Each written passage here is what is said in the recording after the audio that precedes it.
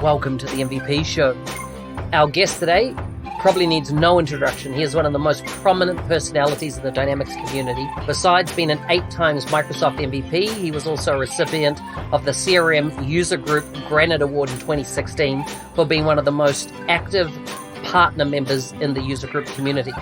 I'm happy to welcome Gustaf to the show. Full show notes can be found by visiting nz365guide.com/119. Now let's get on with the show.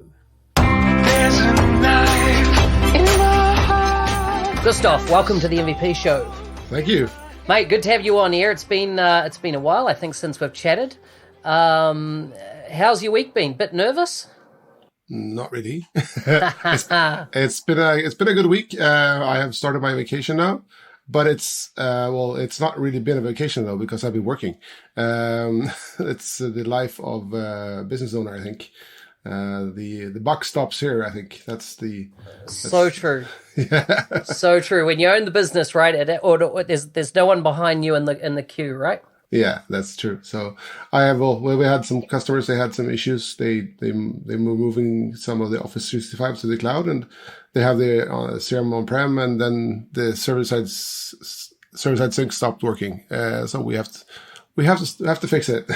It's how it works, you know. So Gustaf, where are you from? What part of the world do you hail from? I'm from Sweden. I'm from an island called Gotland. And I'm actually just a few hundred meters from where I was more or less born. I was born in a hospital like everybody else born more or less, but where I was actually raised. So I have just built my own house there like a year ago. And so I'm in my new summer house, which Larry Lentz usually calls my mountain summer house, which it looks a bit funny because I have boulders in my garden here, because that's what there's lots of limestone rocks here. So that's so there's like there used to be water coming up from the last ice age. So the land's been rising up from the sea. So that's where the water's been eroding away some of the limestone, but some of the limestone's been still there, and that's so you have like these almost like pillar formed limestone rocks that's sitting around, and yeah.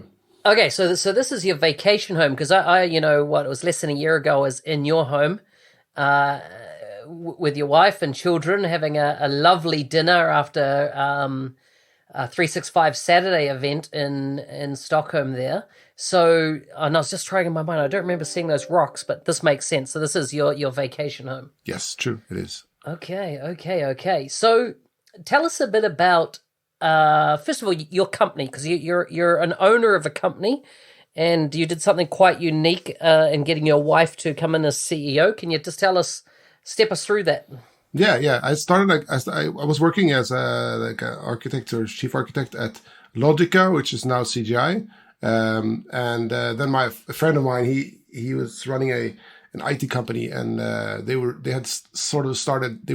using Dynamics a lot for themselves.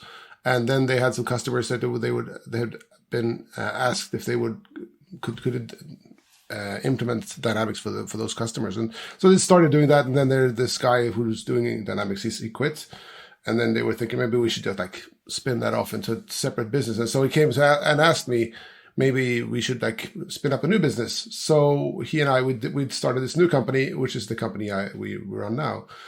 Just a few years after that, I bought him out because yeah. But the problem was when you were running your own company. I started it. I contracted Richard Nordstrom, or I employed him just after 3 months, and then I employed one more guy, more or less, like a year or two after that. And it's tricky after that when you come to a size of 3, 4, somewhere around that, because especially in my case, I was I became MVP around that time, as 2012 as well.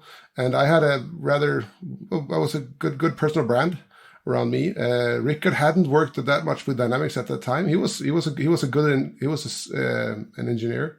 So he's a very good technician, and he was learning fast. But the problem was that all customers, they knew about me. So they wanted me for everything. I was running the company. I was doing like all HR stuff. I was selling everything and trying to do recruitment. And it was really tough trying to build the company and being the principal consultant as well. So that was a trick. And so I was thinking, okay, how am I supposed to fix this? How am I? And then my wife, she had been working for Ericsson many years, and then she got into consultancy and found that wasn't not at all what it's the same thing as in working with a large product-centered organization. And after that steel bath, she found that maybe it would be better to spend many hours working for our company instead of working for somebody else. Yes, so she started working as CEO for us instead, and I could focus on our customers, which I still do. So I'm not the CEO anymore, but I'm of course in the management team at our company. You're still the king of your home, though, right? Well, we can say that, I think. You know how it works, yeah? So true. Now, my opening question was, have you been nervous? And just to set some context for the listeners is that, we're recording this on the 7th. We're recording it on the 3rd of the 7th. So the 3rd of July, and we all just got renewed as MVPs. And the thing is, so Gustaf's gone through that process. 8 years you've been an MVP now, right, Gustaf? Yes. And of course, from that perspective, you're always nervous on the 1st of July. And nowadays everybody gets renewed, or if they get renewed on the 1st of July. My period was always on the 1st of July. So 1st of July has always been like very nervous time for me. So it's always been nervous, and you never know, have I done enough? Exactly. My wife said to me this week, she goes, I'm so pleased that the MVP program moved it to July because, I've been an MVP since the 1st of January 2012. So, that was when it was quarterly, you came into the program. And so therefore you got renewed based on your quarter as well.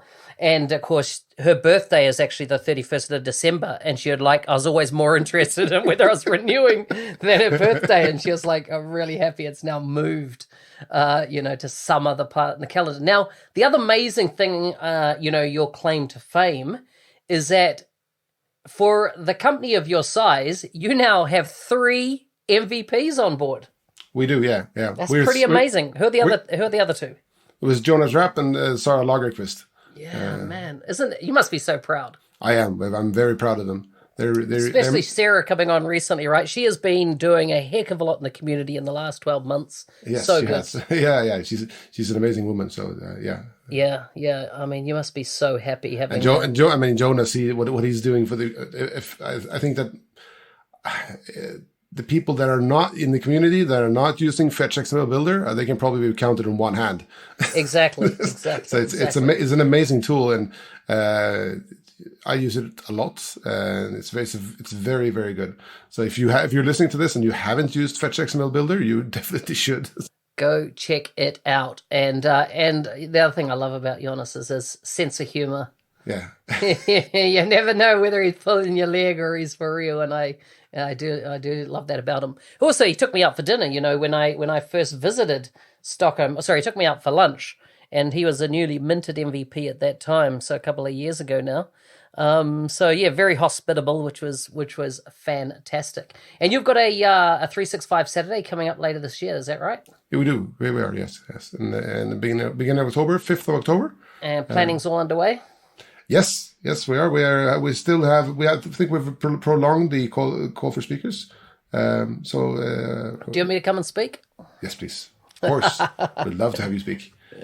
Yeah, it was good fun doing it last year. And you spoke about the how to be a good consultant. I think the artisan consultant, right? The artisan consultant, and I think it's an important topic. But we'll come up with something new. I'm actually going up to Norway shortly to talk around the common data model, and I feel there's a lot of people that they hear CDS and they hear common data model, and then that to a degree, a lot of people just don't understand what a data model is.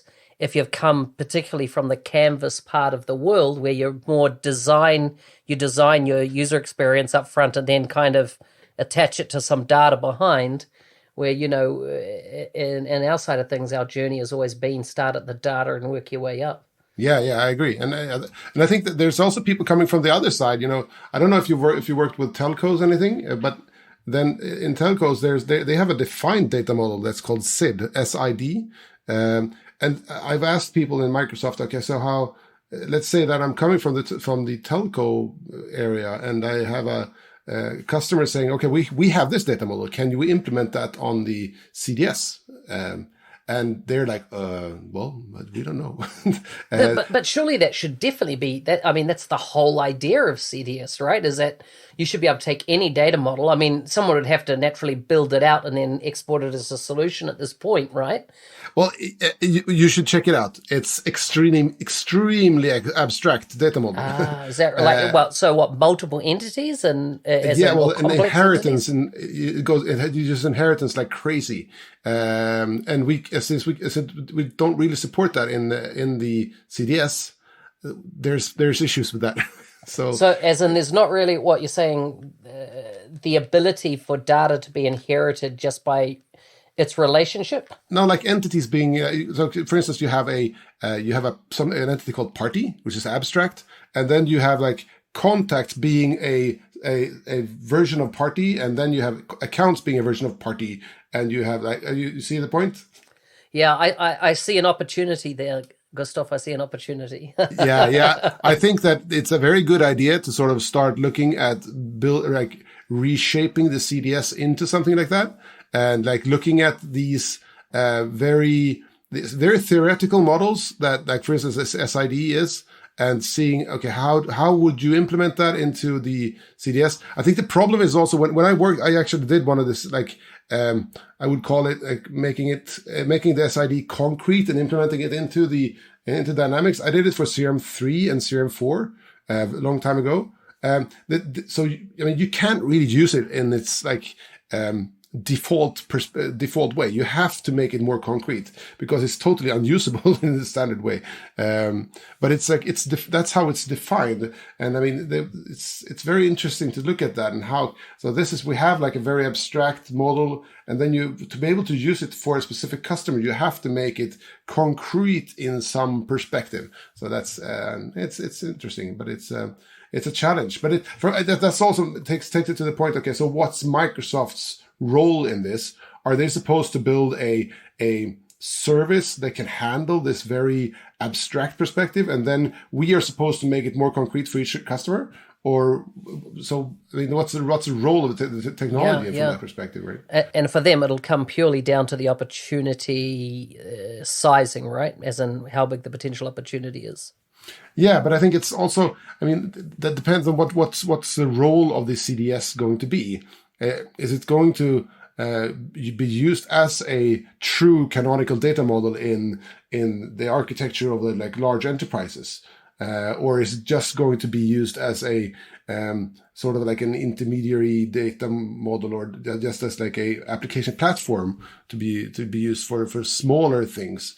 I think that depends on the vision you have, what you want to build with that. So. I think one of the key people then who you like, you talking with Matt Barber about this, or are you talking with Ryan Jones? Because I think these are the kind of chaps that might be open to conversations on that topic. Yeah, I have discussed it with some of these people, but I haven't felt that I haven't gotten the sort of traction with them that I need. So. Yeah.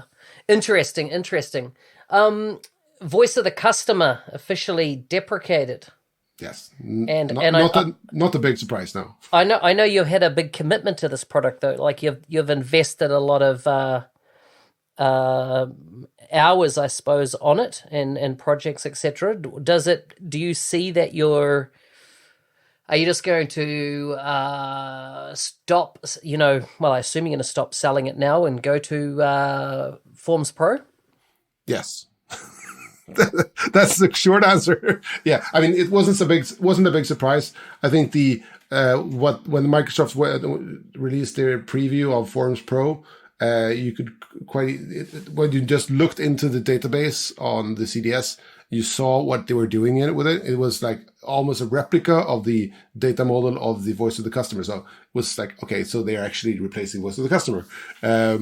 So it was quite obvious what they were doing. So you didn't have to be Einstein to recognize that they are going to deprecate deprecate voice of the customer and move to Forms Pro. But that was it's just a question of the timing for that. So, do you see there's going to be a migration path? I haven't seen anything to that effect. Is there going to be any tooling around being able to convert one to the other? I'm not sure I can talk about that. I love it. I love it. So there you go. I'm in the dark around your NDA content. That's all good. That's all good. It was interesting. I was talking to a major customer the other day. And when I say customer, they're not my customer. They're Microsoft's customer for a pretty large airline. And they were just saying Forms Pro is revolutionizing so many parts of their business now. Anything that was paper-based, it's such a logical way to go to capture the right data in the right place. And then, of course, using Flowpipe it anywhere that's kind of needed inside the org. Yeah, and that's what I was saying about voice of the customer, that you can use it for so much more than just being like getting customer surveys back. You can use it for being like they're saying with Forms Pro, it is something that you can use for dynamic forms, for somebody in the business to easily be able to create a form without talking to a developer, getting it out to the customers, getting that data in, using flows to push the data into the right places in Dynamics. It's super efficient to do that. And I mean, if you're talking about the citizen developers, that is exactly what you're talking about. Yeah. Listen, I want to get your thoughts on the MVP program, right? You've been in it 8 years. I've heard comments. In fact, I was in an interview yesterday, and the individual lady said that when she looks at the MVP program from the outside, it looks like a bunch of old white dudes, old white dudes in there. But and I totally understand where that comes from. But if you have a look at the latest, I think, was there around 25 people or MVPs that kind of didn't get renewed this cycle inside BizApp. So I think we're down to 166 odd folks currently in the program. But I tell you, we've never seen so many females in the program. And when I look at the diversity of people under business solutions, it seems to be quite broad and growing. Yeah, but I might not be like a hyper libertarian, but I'm a bit leaning towards that perspective. And I don't like to put people into different categories. I like to judge people based on their skill set. And I think that Sarah deserves her credit and being an MVP for what she's done, not because of who she is. Mm-hmm. And I think that totally agree. And I think that goes for everybody else in the program, for staying or not staying.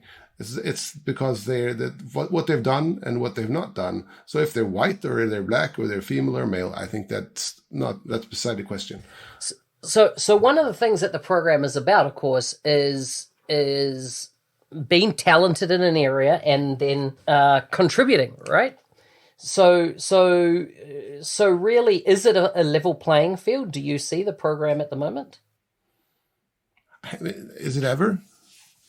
What do you mean? I mean, is it ever a level playing field when you're playing? I mean, I'm born in Sweden. I have free university here because it's paid by the state. How many countries have that? Not many. No. So is it a level playing field? Yeah, I see what you're saying. So here's something else I'm interested in. Dynamics. Let's say the MVP program for all its years is really around people with strong technical skills. And, more leaning in the early days to strong dev or strong IT pro type skills. And now, in our world, we've got this whole area of makers that are creating products that don't necessarily come from a technology background. They're building apps. And they're on their technology journey, but they're strong subject matter experts in their field. So whether their field is airlines, whether their field is, mining, airports, whatever it might be. Do you think the MVP program is set up to allow these people that are not necessarily strong technologists in? Or do you reckon they should go find a different program? No, I think it is, because I think there are people that are not super strong from a technology perspective. Like look at Rick McCutcheon, for instance. He's not a super strong technology guy, but he is still an MVP, and he's proven that you can be an MVP and not be like super techie developer. So I think you definitely can, but you have to recognize what the MVP program is. It's like you are most valuable professional to Microsoft. You're helping Microsoft doing stuff, and that's the point of the program, right? So I remember, and I know I've discussed with this you recently, and it's a bit fuzzy, etc. But some years ago, I remember chatting with you at a summit, and you talked about some, I don't know whether you'd read something or some research or something like that around the value of the MVP program to Microsoft. So in other words, why do they have it? Why do they give these benefits away? Why do they have this community? I think of currently around 2,600 or 800. I can't remember the exact number. What's the big win for them in this whole thing in your mind? On that, yeah, I would love to see it. I think it would be a great paper, because there's so many different wins. I mean, just like there's different aspects of this. There's first, the most obvious aspects are, of course, people. There's lots of MVPs just sitting there answering a lot of questions on forums, but so that's one thing. Then you have all the people that are answering questions on forums and want to be MVPs. So you have like a pull effect of the MVPs, and so you have to ask the question: what would happen if we remove the MVP program today, and then looking like in a 5 or 10 year period? What would be the alternative cost to Microsoft? And I think you'd lose lots of ambassadors that are talking warmly about the product, that are they're advocating for the product. You'd lose lots of these people that are helping other people, and they're actually not Microsoft. So the trust in what they're saying is higher than what Microsoft are saying in some perspectives. So because people are actually trusting them with that, and so I think that from that perspective, it's also higher. And then you can probably figure out even other perspectives in that as well. So I think there's many areas here where you can find really important things. And I think if you compare the Microsoft community to other products, you can see that there's like the vividness of this community that's around all the Microsoft products is amazing. And I think that is not it's not just happenstance. There's a reason for that. And I think that the MVP community, or the MVP program, is part of that, of course. Yeah. So good. So you're going to Orlando for a user group summit? I am, yes. I'm doing 4 presentations. 4 presentations. I hope to be on your pub as well, if you can manage to move it. I'm aiming to get the pub quiz moved at the end of the day. Now I understand that Sweden is going to represent and going for global bragging rights. Well, my company we have 9 presentations or something like that. Wow. Yeah. Fantastic. And are you going to do any work on the Medics booth? I often see you there with your medic coat on. Yes, always. Yeah, I love that. I think it's such a test of your skills, and I love that troubleshooting thing. Thinking on the spot. Yeah, and I mean, you always get these amazing tricky questions, and it's like, oh, maybe can I figure something out that helps this person right there, right now? So good. Yeah. So good. The number one benefit to you of being an MVP is what? Oh, number one. Only one. If there was only one thing, what would it be? You would stay for it. I think all the relationships that I get through it. Yeah. Yeah. No, that's both the MVPs and the Microsoft relationships I get. But I think I get more MVP relationships, and they're amazing because these people they're so skilled and they're very nice. I love it. Yeah. Okay, let's do a bit of a wrap up. We've already cranked through our time. Your best purchase under $100 is what? Best purchase under $100. Yeah, I should have thought of that. Yeah. It's meant to put you on the spot. It's you're not meant to. Yeah. I don't know. If someone wants to become an MVP, what's the one? If you could only give them one bit of advice, what would it be? You have to be passionate. So find your passion within Dynamics and go for it. Good, I like it. Any luck on the $100 one? Yeah. I have a Logitech. It's called MX Anywhere 2 mouse.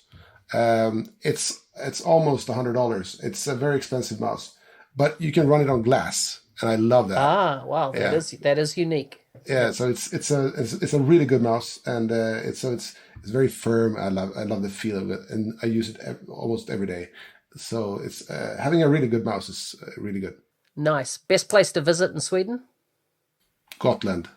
Where I come from. It's the limestone island in the middle of the Baltic. Yeah, when you say a limestone island, like how many thousands of islands is Sweden made up of? It's the biggest island in Sweden. So it is the biggest island. Okay. Yes, it's in the middle. It's like there's 50,000 people living here. So it's rather big. If you look at the map, you'll see a big island in the middle of the Baltic Sea. And the Russians want to have it because then they can have like aircraft carriers or stuff. It can just like dominate the Baltic Sea with it. So it's some people call it the like unsinkable aircraft carrier of the Baltic Sea. So it's but it's beautiful because it has lots of very old history here, and the nature here is very special. It's almost a bit Mediterranean. So it's very beautiful, and we have a town that's they started building in the 7th century. We're like 8th century, so it's a very old town with a wall around it. It's called Visby, and I'm actually meeting Larry Lenz. He's coming on a cruise ship tomorrow. Is that right? Oh well, good on you. That'll be great. Say hi to Larry for me. Before we go, if people want to connect with you, what's the best way they can do that? I think send me an email at gustaf.westerlund@crm-konsulterna.se. CRM-Konsulterna. It's a bit weird. If you just check out our website, you can find that.